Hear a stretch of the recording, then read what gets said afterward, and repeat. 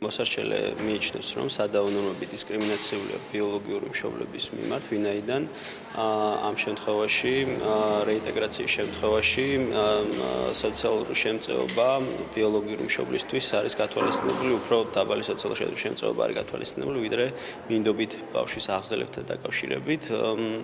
ამასთანავე მოსარჩელე მიიჩნევს, რომ სადავო ნორმები ლახავს კონსტიტუციის 36 მულს, რითიც ოჯახური ცხოვრება არის დაცული, იქიდან გამომდინარე, რომ სახელმწიფო უფრო ცუდ პირობებს თავაზობს ბიოლოგიურ მშობლებს, ვიდრე მინდობით ბავშვის აღზრდელებს. ჩვენ მიგვაჩნია, რომ ვერ აკმაყოფილებს საკონსტიტუციო სამართალწარმოების შესახებ საქართველოს კანონის მე-18 მუხლით დადგენილ მოთხოვნებს, წარმოდგენილი საკონსტიტუციო სასჯელი და არსებითად განსახილველად არ უნდა იქნეს დაშვებული.